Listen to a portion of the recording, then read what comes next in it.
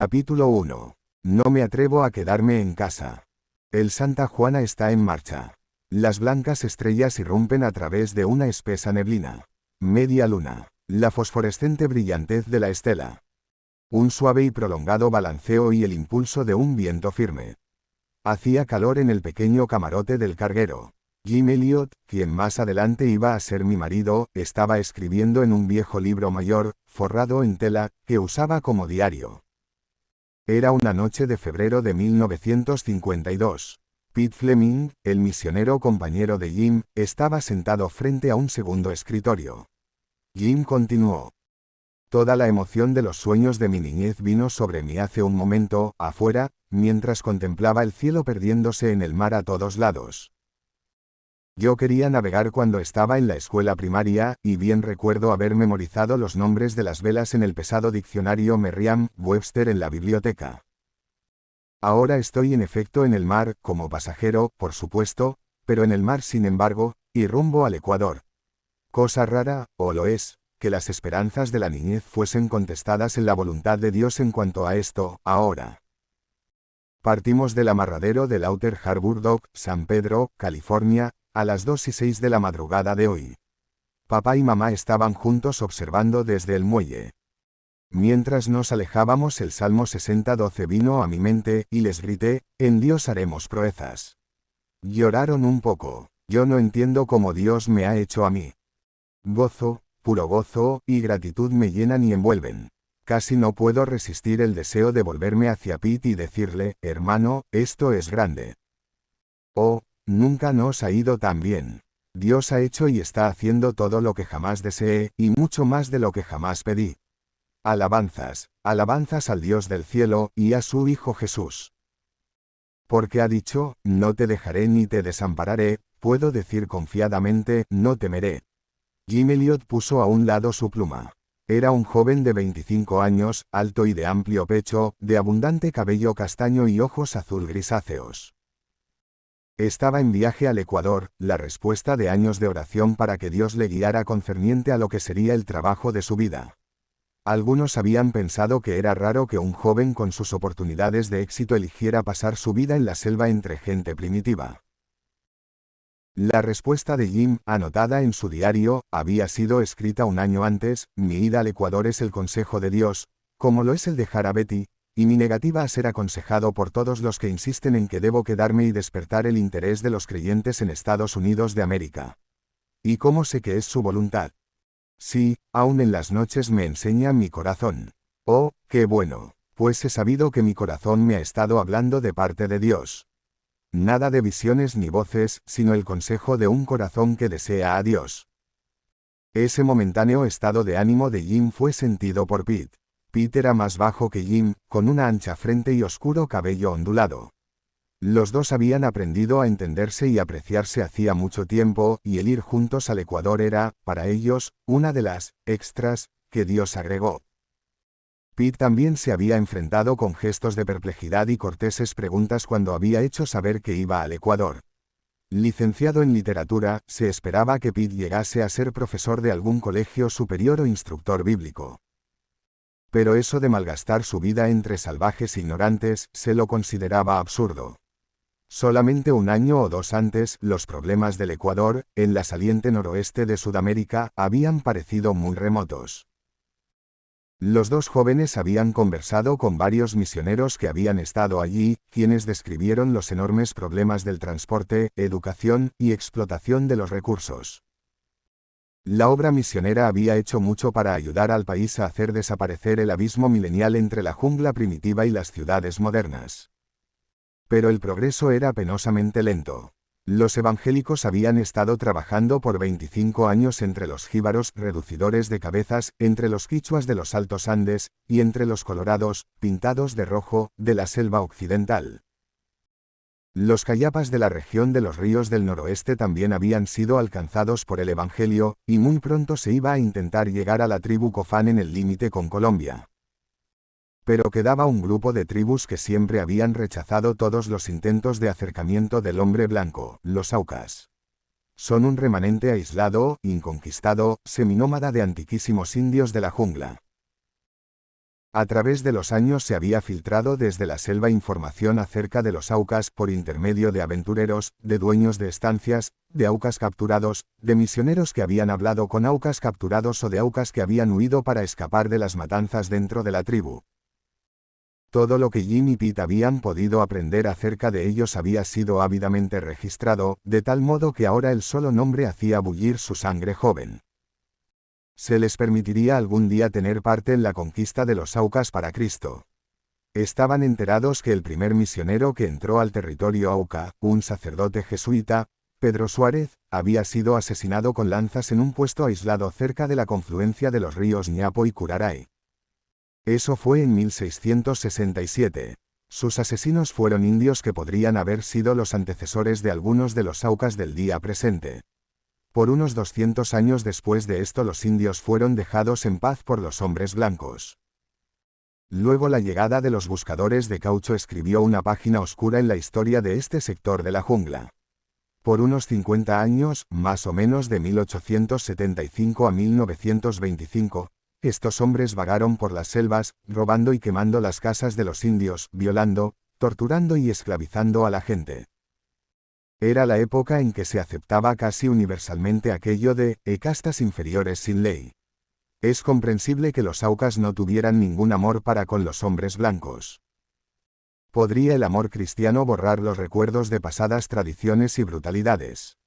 Esto era un desafío a Jim y Pete en su esperanza de llevar el mensaje del amor de Dios y la salvación a esta gente primitiva. Era un reto y una dirección para lo cual ambos habían sido preparados desde su niñez. Dios había guiado a Jim, desde la niñez, cuando en su casa de Portland, Oregón, aprendió que la Biblia es el libro de los libros, y que el seguir sus enseñanzas no es necesariamente vivir una vida enclaustrada e insulsa.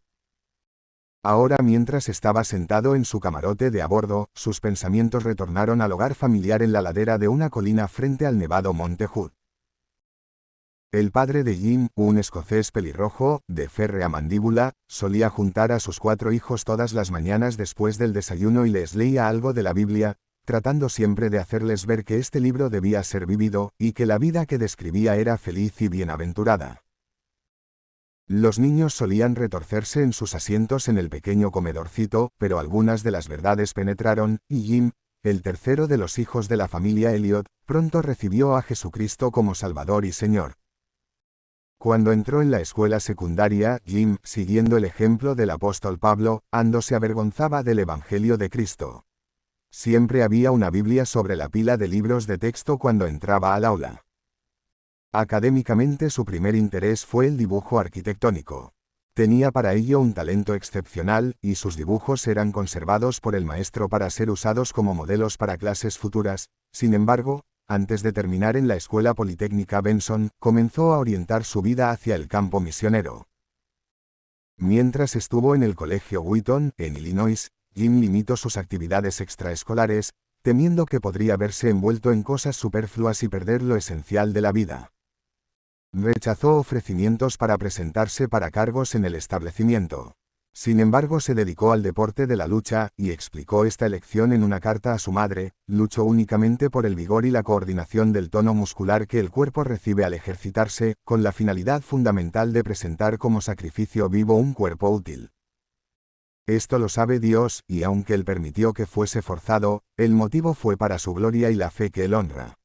Él espera de nosotros simplicidad de corazón y libertad de ansiedad, y da gracia para ambas cosas. Durante su segundo año en el colegio, Jim llegó a la conclusión de que Dios le quería en un país latinoamericano, predicando el Evangelio a aquellos que no lo habían oído. Esta decisión fue seguida de inmediato por acción. Comenzó el estudio informal del castellano. Eligió el griego como asignatura de especialización, preparándose para traducir la Biblia a algún idioma desconocido. Sus profesores recuerdan el vigor, si bien no siempre la exactitud, con que traducía algunos de los antiguos clásicos, Jenofonte, Tucídides, y la literatura patrística. Le era emocionante poder leer por primera vez en griego las antiguas historias del Nuevo Testamento, tan familiares en inglés. Hoy leí por primera vez en el original el relato de la cruz en Juan 19, escribió a sus padres. La sencillez y ternura casi me hicieron llorar, algo que nunca me ha ocurrido en mi lectura en inglés. Es verdaderamente una maravillosa historia de amor. En noviembre de 1947, Jim escribió una carta a sus padres en la que mostraba cuál era su ambición. El Señor me ha dado un hambre por la justicia y la piedad que solo puede ser de Él. Solo puede Él satisfacer tal hambre, sin embargo Satanás tratará de engañar y poner por delante toda clase de quimeras, una vida social, un nombre célebre, una posición de importancia, un éxito escolástico. ¿Qué son estas cosas sino objeto del deseo de los gentiles, cuyos anhelos son torcidos y pervertidos?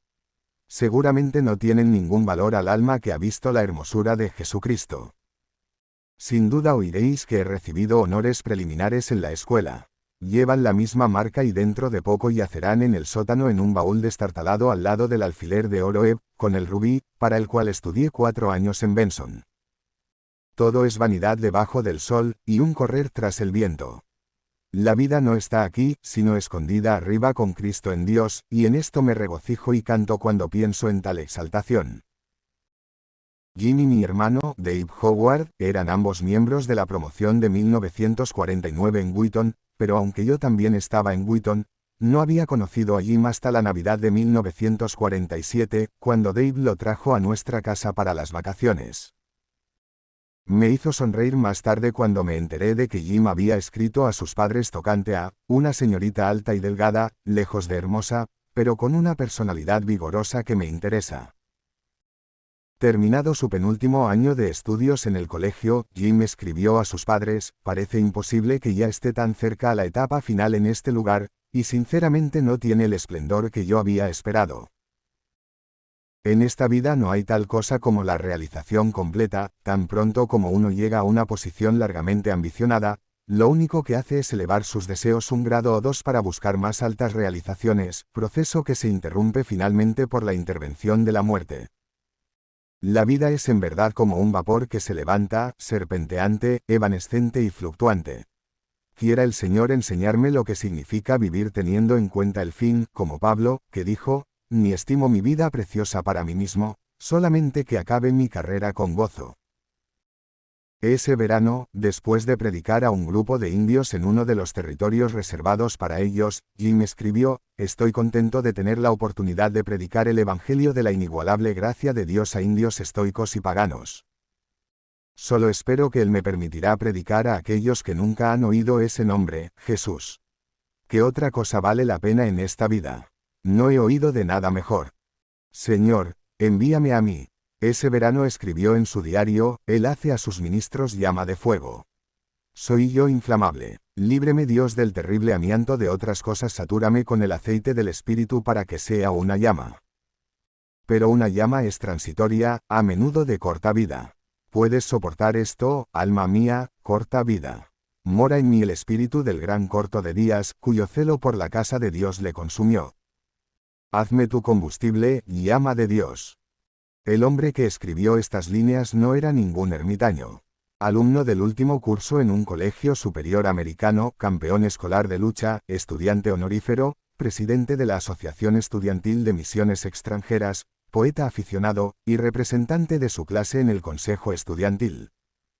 Era calurosamente admirado por sus compañeros. Se le conocía como uno de los individuos más sorprendentes en el establecimiento. Capaz de recitar poesías tales como El rostro en el piso de la taberna y La cremación de Sam McKee, de Robert Service, se le reconocía a la vez como un hombre de una estatura espiritual superior a la de sus condiscípulos. George MacDonald dijo: es el corazón que no está aún seguro de su Dios el que teme reírse en su presencia. Jim hablaba de bromear con Dios. De vez en cuando, dijo, pido algo pequeño, quizás, y algo responde. Quizás no sea más que yo, pero algo responde y hace que mi pedido parezca tan cómico que me río de mí mismo, y siento que él se sonríe conmigo. Lo he notado varias veces últimamente, nosotros dos riéndonos de mi otro yo al cual le disgusta mucho que se rían de él. Seguro de pertenecer a Dios por fe en su Hijo Jesucristo, Jim estaba igualmente seguro de que el Dios que le había redimido también le iba a guiar. Estoy tan seguro de su dirección como lo estoy de su salvación, solía decir. Durante su último año se realizó una grande convención en la Universidad de Illinois para los estudiantes interesados en la obra misionera en el exterior. Jim asistió y pidió a Dios que le mostrara lo que quería que hiciese. Al final de la convención escribió, el Señor ha hecho esta semana lo que yo quería.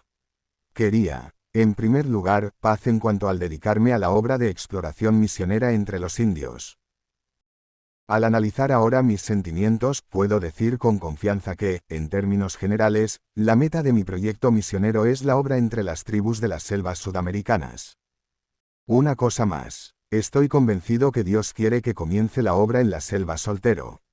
Estos son problemas grandes para resolver definitivamente en una semana, pero en estos momentos estoy contento en cuanto a ellos. Hacia el fin del verano de 1950, la dirección en términos generales de Jim se hizo específica. Se encontró con un misionero que había estado en el Ecuador, quien le contó de las necesidades en ese campo, e hizo mención del gran reto de los terribles Aucas. Esto fue la culminación de varios años de buscar la dirección divina. Jim dedicó la mayor parte de 10 días a la oración para asegurarse de que esto era lo que en verdad Dios tenía pensado para él. Recibió nueva confirmación, y escribió a sus padres acerca de su intención de ir al Ecuador. Como es comprensible, ellos, al igual que otros que conocían bien a Jim, se preguntaban si quizás su ministerio no fuese más efectivo en los Estados Unidos, donde tantos conocen tan poco el mensaje verdadero de la Biblia. Contestó, no me atrevo a quedarme mientras los quichuas perecen. ¿Qué importa si la bien concurrida iglesia en mi tierra natal necesita ser animada? Tienen las Escrituras, a Moisés y a los profetas, y mucho más. Su condenación está escrita en su libreta de cheques y en el polvo de las tapas de sus Biblias. Este sentir se refleja en su diario al relatar las reuniones de evangelización que él y su camarada Ed McCully sostuvieron en el sur de Illinois. Días estériles. Hemos tenido 32 noches de concentraciones juveniles en Esparta, en el gimnasio de la escuela pública, con una asistencia de 50 o 60. Hay poco interés, y comienzo a ver que muy pocos jóvenes son alcanzados de esta manera. Este problema de hacer frente a una cultura con la verdad de Dios es de lo más difícil. Uno llega como un renovador, un reformador de la sociedad, y la sociedad no está dispuesta a ser reformada. La inmovilidad de la mente humana es el muro de Jericó para la predicación del Evangelio. Dios debe sacudir, o no habrá sacudimiento. A causa de esto me ha sobrevenido un sentimiento de desánimo y duda. La idea filosófica de que el caos creó este trozo de arcilla a su propia imagen, y la tendencia a abandonar toda la gama de argumentos teológicos ejerce una fuerte atracción. Una vez más, soy sostenido por la resurrección de Jesucristo. Si no creyera que Cristo fue visto por los hombres, y comprobó que era sobrenatural al vencer a la muerte, arrojaría hacia los cielos turbados todo el sistema y tomaría hoy mismo una balsa río abajo por el Mississippi. Pero la verdad es básica, reconfortante y fundamental. Me sostiene como ninguna otra cosa, y me hace sentir que hay respuestas, aún no descubiertas, y a las que debo esperar. Era característica en Jim que una vez seguro de la dirección divina, no se desviaba fácilmente. La guía era hacia el Ecuador, así que cada pensamiento y acción se dirigía en esa dirección.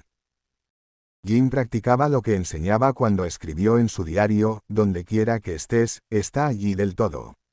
Vive hasta lo sumo cada situación que creas ser la voluntad de Dios.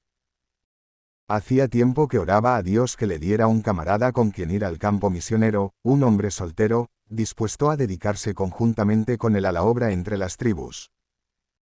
Pensó por algún tiempo que podría ser Ed McCully, pero cuando éste se casó en junio de 1951, Jim comenzó a orar por algún otro. En agosto se encontró con un viejo amigo, Peter Fleming, quien acababa de obtener el título de maestro, y que estaba en ese entonces buscando la dirección divina en cuanto a su vida. Algún tiempo después Jim le escribió, yo estaría muy contento si Dios te persuadiera a que fueras conmigo, pero si el dueño de la mies no te impulsa, espero que te quedes en casa. Para mí el Ecuador es un sendero de obediencia a la sencilla palabra de Cristo. Hay lugar para mí allí y estoy libre para ir. De esto estoy seguro. Él te guiará a ti también, y no permitirá que pases por alto las señales. El sonido de la suave quietud, luego que el trueno y el viento hayan pasado, será la palabra final de Dios. Espera largo tiempo. Recuerda las palabras de Amy Carmichael, los votos de Dios están sobre mí. Hasta que haya cumplido mi tarea y dado cuenta de ella no puedo quedarme a jugar con las sombras o a arrancar flores terrenales. Las esperanzas de Jim se habían de cumplir cuando él y Pete partieron en 1952 desde San Pedro. Sus senderos se habían cruzado cuando unos grupos de jóvenes de Seattle y Portland, interesados en estudiar la Biblia, se habían juntado para conferencias y para excursiones de alpinismo. En cierta ocasión Pete había ido al este para reunirse con Jim Elliot hablando en una serie de conferencias religiosas y otras reuniones. Las 6 semanas que viajaron juntos los unió en una camaradería más profunda de la que habían conocido antes. Atravesando el país de regreso hacia el noroeste, Jim escribió: Pete es un compañero de viaje muy simpático, interesado en todas las cosas que me llaman la atención a mí, geología, botánica, historia, y el cielo y todas las buenas cosas que Dios ha esparcido con extravagante variedad en el oeste. Pete, que había nacido en Seattle, Washington, en 1928, había aprendido desde joven a apreciar la Biblia y a considerarla la suprema regla de su vida y conducta. Aquellos que le conocían en su juventud fueron impresionados por su comprensión de las Escrituras y por la extensión de su conocimiento espiritual. Convertido a los 13 años, después de escuchar el testimonio de un evangelista ciego, Pete, al igual que Enoch, caminó con Dios, de una manera que le colocó en lugar aparte a los ojos de sus compañeros en la escuela secundaria. Se distinguió en básquetbol y golf, y los miembros de su club le pidieron que fuera su capellán. En su discurso de despedida al graduarse dijo: ¿A dónde miraremos? ¿A dónde iremos? Creo que tenemos el derecho de volver a la Biblia para nuestro anclaje. Allí tenemos un fundamento reconocido, construyamos sobre él. Esta convicción le sirvió de mucho a Pete cuando, en el otoño de 1946, entró en la Universidad de Washington para especializarse en filosofía. Era un hombre de espíritu crítico, y el estudio de la filosofía le incitó a reexaminar su total enfoque de la vida y del mundo a su alrededor. Por un rato casi naufragó en los bancos de arena de los pensamientos en pugna, pero por fin el Dios a quien había encomendado el cuidado de su alma, tiempo atrás, le condujo de vuelta al puerto de la verdad, su palabra eterna. Pete trabajaba parte del tiempo, estudiaba mucho, y era presidente de la Asociación Universitaria Cristiana. Era un hombre que trabajaba intensamente, sin embargo se tomaba tiempo para la oración y el estudio de la palabra. En 1951 recibió su título de maestro, tratando su tesis sobre el timador de Melville. Mientras tanto, habiendo visto a Jim y mantenido correspondencia con él, llegó a una decisión acerca de lo que iba a ser el trabajo de toda su vida. Sorprendió a sus amigos al anunciarles que creía que Dios le estaba llamando al Ecuador. Yo creo que un llamado al campo misionero no se diferencia de ninguna otra forma de guía, escribió cierta vez a su prometida, Olive Ainsley. Un llamado no es ni más ni menos que la obediencia a la voluntad de Dios, cuando Dios compele al alma por cualquier medio que él elija. Había conocido a Olive desde la niñez, los dos habían asistido los domingos al mismo grupo de adoración. Sin embargo, cuando respondió al llamado de Dios a ir al Ecuador, fue con la intención de servirle sin la responsabilidad de la vida de hogar, a lo menos por un año o dos. El 6 de septiembre de 1951, escribió al Dr. Wilfred Titmars, un misionero inglés con 12 años de servicio en la selva del Ecuador, quien había hablado ante muchos grupos de cristianos en los Estados Unidos. Desde su visita he pasado mucho tiempo en oración acerca de ir al Ecuador. En realidad nunca he orado tanto delante del Señor por ninguna otra cosa. Jim y yo hemos cruzado varias cartas en las cuales le conté del creciente deseo de salir, y de las escrituras que al parecer Dios había traído a mi mente para confirmarlo.